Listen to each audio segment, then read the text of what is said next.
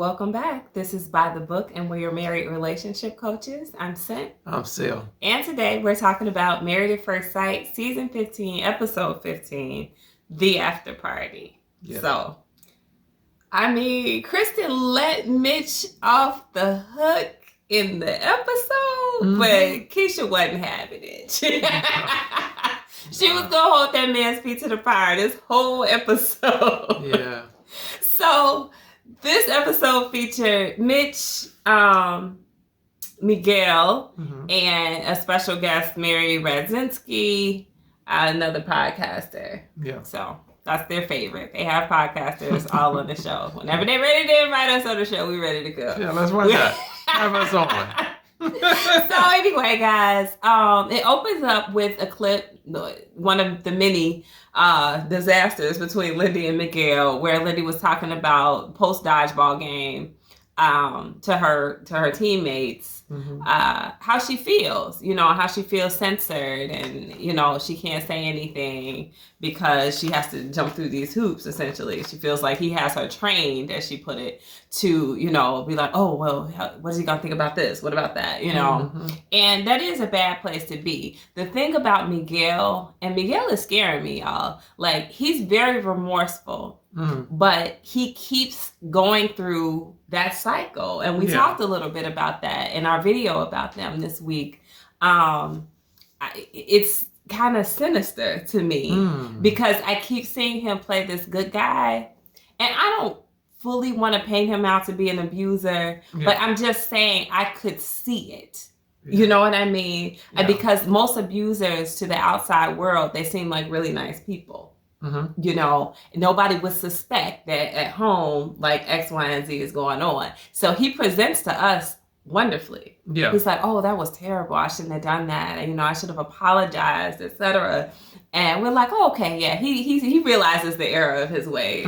And then go back behind closed doors, and there's the emotional abuse again. So I'm a little bit nervous about them as a couple going forward, because he's not going to have us checking him every week because we saw it on video, and Lindy's going to be on her own. Yeah, I definitely see what you're saying, and I don't tolerate abuse in any form at all, but so I definitely see what you're saying, but I definitely see him as in having a great need to manage his emotions and definitely get them on the wrap. And it's so ironic that the same person who's having issues managing their emotions was so concerned about Lindy not being able to manage hers. So maybe there was some projection kind of like going on his part. Yeah. So they move on to showing the name change clip with the two of them, where he tells her she can just keep Ella away forever because she's trying to express, I think, her concerns about where they are and, decision day. Like, I'm okay to be Ella away forever, but the butt was coming. But before she could even get that out, he's like, oh, well, then you can just keep it that way. Yeah. So once again, it's exposed every time that he's doing these harsh things, and he's taking accountability for it so that we can't go on the attack and tell him how wrong he is, because he's already taken accountability for it. Yeah. So there's nothing, no more beating up on Miguel can happen from our end. Yeah, pretty much. But you can still get him. You can still get him. He's free game. Yeah. But even in that situation, Lindy, and it's so strange for me to be kind of like defending and speaking up for Lindy, because in this relationship, she's been the one that's been the anchor, not him. He's been all over the place. Yeah. He's been pretty much flighty.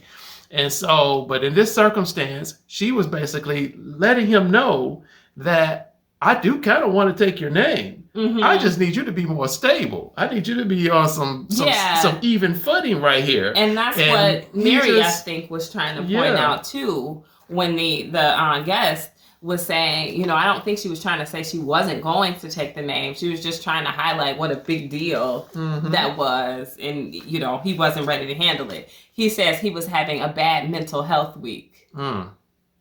Okay, euphemism much. Okay. Yeah. Anyway, I think they move on then to talking to Mitch about his whole ring taking off trip with the co-workers, acting single again, debacle. Yeah. And Kristen knows, he says that he's honest to a fault, but I don't know. It was almost like he was trying to trick her in the car on that car ride to the beach date or whatever they were having. Yeah. And she really wasn't that triggered by it. And I think it's because she knows who's checking for Mitch. Like, nobody want him. So she's like, whatever. I don't care if you were naked in the hot tub with the girls. They weren't trying to catch up with you. You know what? I don't know what it was. I do think she was somewhat bothered by it, though, because later on, when they were sitting down in front of Justin and Alexis, she brought it up again. And so I just don't think she would have brought it up again if it wasn't something that was kind of like on her mind. She didn't go after him the way I thought she was going to go after him, but I still think it was just like a little something in the back of her mind, like, I can't believe this man took off his ring and he up in his car quoting Jay-Z and all of this different type of stuff. Yeah. But I think she just let it ride. I honestly don't think she was bothered by it, like, in terms of jealousy. I don't think that was there. Yeah. I think she was just like, why would you do it? More or less. Like, really? Is it that big of a deal? And like I said in the video that we covered them, and I can kind of understand him being in this temporary process, being like, I don't feel like explaining to all my coworkers all this going on with this married at first sight mess. Like, I would rather them stay out of my business, and then they can catch it when the show releases. Yeah, but still, I mean, dude, I get what you're saying. But, dude, you got on Married at First Sight. So whatever your issues are as far as being introvert or whatever, man, that went out the window as soon as those cameras start following you around. It didn't go out the window, though, until it started airing on TV, right? Like, at that point, it wasn't on TV yet. Yeah, so what, man? You get over that crap. You guys, man, no, yes, I'm married, and I just met my wife 4 weeks ago, and we got married on the spot. Let it rip, man. Stop tripping. I don't know. I'm more private than that, but so I can kind of understand. I can kind of relate, but again, I wouldn't be on that show. So what I love though is that Keisha's not letting it go. You know, she's like, no, you took off your ring. You pretended to be single. Yeah. You were in a hot tub with women. You know, you were happy to express that you were doing these things, and you know that in and of itself, just the women thing. The comparison of Kristen and how she looks and, you know, who he finds attractive. I thought that was probably the worst part of it. Just him saying, yeah, there were cute girls, because he spent so much time during this whole process making her feel like she wasn't a cute girl. True that. Right. So that was my least favorite part of that whole scenario. But she also took that in stride too. She did. She did, but you know what? I think what it really was, I think that Mitch is kind of struggling with his married life versus his old single life. I think there is a startling contrast between those two things. And so he's having a hard time trying to blend them. I think that's his whole thing. You know, I said I do, but I don't know. I don't know. It's just like, I'd rather kind of like want to be single. This is my single world, and I want to present single in my single world, but I like Kristen, you know, some aspects of her, and so when I'm with her, for the most part, we're good or whatever, but being able to reconcile both of them, I think he's having a problem. It was a match issue, right? Like, I feel like if he had been hooked up with the hippie that he expected, then it would have been more of a seamless transition, right? Because they could have flowed right on into his surfer guy life, maybe even related more to his co-workers. But now he's honestly living two separate lives with somebody who's truly nothing like him. So incorporating her into his single life, I guess, so to speak, or his previous life, it's not a seamless transition. No. So I think that's probably where I think he would have been fine if he didn't get hooked up with Kristen, you know. Maybe. Yeah, maybe. you know, but he's been single for a long time. Yeah. And he's been single for a long time for a reason, you know. So. Right. And that's why we know none of them girls was checking for him. So we weren't worried about Mitch cheating. You know, he's like, well, she knows that I could never cheat on her and not tell her. Yeah. No, full stop after I could never cheat on her. Because nobody is going. Yeah. Like, it's not happening. Yeah. But I love Keisha in that moment. You know, well, Keisha, what would perfect Mitch do? You know, he's trying to swing it back at her. Like, man, please, a perfect Mitch would have took his ring off. That's what, you know, so stop tripping. I mean, we got to go way back for a perfect Mitch, though. It don't start with the ring coming off. Yeah, where's the perfect Mitch? But, I mean, that's true. Yeah. I mean, taking your ring off, but in this scenario, because of the uniqueness of this process, I sort of understand it. I mean, we could go into a whole video about why you shouldn't take your ring off in a normal marriage. But for me, the way that I treat these married at first sight marriages, I'm like, whatever. She does. They ain't I'm real the marriages. one that's like, okay, I'm more or less like Pastor Cal. You are married, you know, so that's my stance on it. My wife is able to, but how do you do it again? It's like you're married, but like barely. Yeah. You know, like it's not a real marriage. This is a trial period. Trial period. You know? You said after they say yes on decision after day. decision day, and all the rules, all the regular rules to marriage apply. Yeah. But during this time, for me, it's a glorified dating process. So, you know, let us know what you guys think about that. Because I think it is hard for one person to approach it with my mentality and the other person to go into it with your mentality. It's kind of like the difference between Lindy and Miguel. Yeah. You know, like she's like, I was all in from day one. And he's like, I'll be all in if we say yes at week 8, you know. Yeah. And that creates a conflict. It does. You know? It does. I'm just glad that we didn't meet. That's what I told them guys before we did this video. I was like, man, if we had gotten on Married at First Sight, we wouldn't have even gotten along. I wouldn't have probably known not. anything about you that I like, because I'd have been like, nope. God knew what he was doing. He definitely knew what he was doing. So what happened next, bud? So we're on to the Epiphanies that Mitch talks about on both ends. He's saying this is why the struggles are happening. He's like, everybody is having their epiphanies at different points in the marriage. Mine came at day 3. And, you know, he's having his, Miguel, that is, having his way now in week 8. Because before this, everybody thought that they were so perfect. Yes. You know, he's like, well, it's nice to know that, you know, they're not perfect. Everybody's having their struggles. You know, it's not just me and Kristen. It's not just, you know, Alexis and Justin. But everybody, even the power couples, have their own struggles. True. So, and then he expresses that he still doesn't know 100% what he's going to do on decision day, which I believe. When it comes to Miguel and Lindy, I feel like they're the worst at, like, playing off what happened on decision day.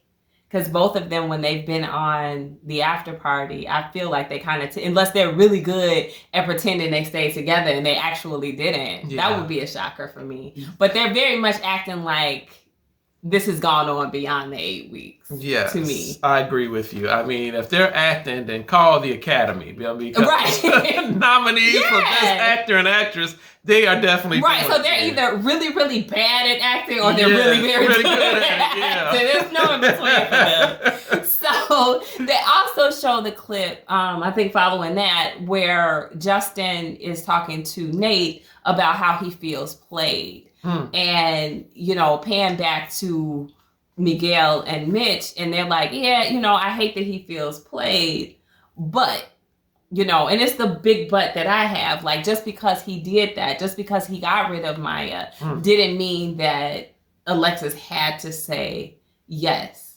Mitch chimes in and he's saying, yeah, you know, marriages are transactional. Like, they shouldn't be like that, but, you know, sometimes that's the way that relationships are. Yes. So, you know, he was expecting something that he may or may not get. And, I still stand by my original position that I think he was trying to manipulate her. I think Mitch made a great point in saying that, that's not something he should have sent to her by text message. True. If you wanted to have a conversation about what makes sense in this scenario, sit down, talk with me before you send Maya 17 hours away. Yeah. On that, I would love to know a little bit more. But I agree with you that he definitely shouldn't have sent that text message out. No. I know why he did it. Because he was scared. He was scared, and he knew that she was going to win the argument. She can win the argument even when she's wrong. And so he doesn't want to get into that situation of trying to debate with her, knowing she's going to win even when she's wrong. And so he didn't even want to set himself up with that. And so he sent her the text message, and it was probably a little bit easier for him to debate her or to confront her through text message. Now, what I also believe is some of those things that they were saying on the after party, as far as marriage being transactional and all that, not being transactional, I can kind of like see some of those. Him being manipulative, though, that was, I don't know. I can kind of see it, but I don't fully see it or grasp it. But what I do see is that two people, and then this is where I think in marriage, period, whether this is married at first sight or not, is that two servants being together and in love, that's required for a marriage to prosper and for it to grow, And so when you have one person who's willing to be sacrificial and the other one is not willing to be sacrificial, those are not two servants. That is one being a servant, and that's the other one being being selfish. But what are you supposed to do when there's no love? See, and this is why I have a hard time treating the married at first sight marriages like their marriages, because these people just met. They're not in love. Yeah. Even the ones who are saying that they love each other, I don't even believe they're in love. I believe they're in love with the process. I believe that they think, this was a beautiful ceremony and this was a great experience that I'm going through. But the people who are declaring love 3 days in, 3 weeks in, I don't buy it. I don't. So you don't even have two servants in love. You got two people that are trying to feel each other out in a glorified dating process. And at the end of that, I think they have a very big decision to make in terms of their self. That's a moment to be a little bit selfish, to be honest, because if you decide, yes, I'm going to say yes at decision day, that is you saying, now I'm not going to be selfish. I've made the decision at this point to put you first. Now you're really, really my spouse. After decision day. Exactly. That's how I take it. Well, you better start showing some selflessness before you get to that decision day. And unfortunately, what the cameras have been showing us throughout this whole process, I have not seen Alexis move into selflessness. And that's why I was stupid for Justin to send Maya away before having that clarity. True. It was either stupid or it was manipulative. And if it was manipulative, it very well likely backfired on him. Well, he said he felt played. So, he played himself. He is played. You played yourself. That's why I want to know some more. I want to learn some more. I want to know what led him up to that. Was it all in his head, or did she say or do something that made him feel like she was going to be all in once he gave away his all we can do is go with what we saw. And what we saw was Justin play himself. Justin, did you play yourself? Keisha asked Mitch if he and Kirsten have talked about decision day, and he kind of transitions that into talking about what Kirsten talked about at the beginning of the season in terms of what she needed to say yes at decision day, in terms of sex, in terms of I love yous being exchanged, and they're kind of, I guess, renegotiating that. At this point. So I think that's why he's at an undecided, because he doesn't know what the deal breakers are for her. Yeah, I can kind of understand that, especially when their relationship has been kind of like up and down, and she's been giving him the business, as far as hey, I'm done. Like how she did at the pool party. I'm done. Yeah. So fair enough. So I can kind of understand where they would have needed to kind of like renegotiate what they're looking for. At that particular point. And then one of those things she said at that particular time was, I need to have either I love you, or I need to have sex. And they she got the sex, right? So I know, but they ain't having it no more. So there's that. Well, they did have it though. That may have to count. I mean, but what if it was like Justin sex? You know, like it doesn't count, huh? Oh. So anyway, Justin can't get a break.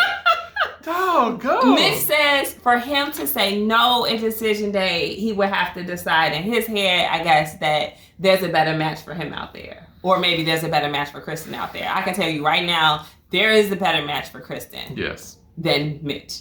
So if he wants to go off of that, then we might as well count it as a no for decision day. But I don't think he's thinking like we're thinking, so we'll see. If Mitch, it really thinks that there is someone better for him than what Kirsten is, he is the most delusional person in the state of California. I don't know. It may have been one of them co-workers that was in the hot tub with him. Yeah, they ain't crazy either. It's something fundamentally wrong with Mitch. But it's just like, but no. If he, all of this woman is put up with, and she's still able to greet him with a smile and call him on the phone talking about, your girls miss you and all this different type of stuff. No. Mitch, wake up and smell the Folgers, dude, because there's nobody better out there for you. Now, I think what a lot of people kind of like get into a problem with is when they kind of like start to think of like personalities and all of this different type of stuff, and they be like, okay, well, we match, in 1,300 categories of personality, but I think people probably need to get more into alignment of the fundamentals, values, principles, and stuff like that. But which we don't hear that. To me, theirs don't line up that well. But I won't even go down that path. For Miguel, he says in order for it to be a no for him at decision day, Lindy would have to wake up a whole new person. He's laying it on thick. The more I hear from him, the more uncomfortable I become. Honestly, I don't like it. Yeah. Then they double down. They show another clip. They show Lindy with her friend, with her deadpan face friend. And then everybody's talking about it. I thought it was just me. No. I'm like, what is wrong with her face? It's almost like the whole thing was Botoxed or something, and she couldn't move a muscle in her face. That's like Botox gone wrong, but I don't know. I'm just glad it wasn't only me who realized that her friend's face was like zero expression. Definitely wasn't just me, but I could say something, but I'm not. Yeah. Anyway, guys, they wrap up with Miguel saying, very insightfully, he's just now seeing, what it takes for him to be a good husband. And Mitch is, following up with that, saying, he can relate. He feels the same way that he wasn't previously seeing how selfish he was, and he didn't know how to put Kirsten first or, consider her. So kumbaya, at that point. But Mitch, I mean, does he know how to put Kirsten first yet? Probably not. Maybe he's saying this because this happened after the whole season. Yeah. But in him saying those things in the car, that I felt like were very insensitive, it was risky to really set her back and hurt her feelings. True. Miguel, I don't know. I just got to watch out for him. I don't trust it. He's starting to seem like, I don't know, kind of shady. Yeah. There's something about that guy I don't trust. He's like a quiet storm. You know what I mean? It's just something, but underneath that quiet demeanor that he presents, that he could just erupt. And I hope and I pray that what we've seen, that's his worst. Yeah, and that he's improved, that he's truly being reflective, that he truly means to improve, and, going forward, he will apply those things that he's saying. Yes. Because if not, then he's setting Lindy up for, a pretty disastrous type of marriage. Very true. For herself. So. Very true. Anyway, guys, let us know what you thought about this after party. Drop those comments down below. Like, share, and subscribe, and we'll talk to you guys soon. Bye.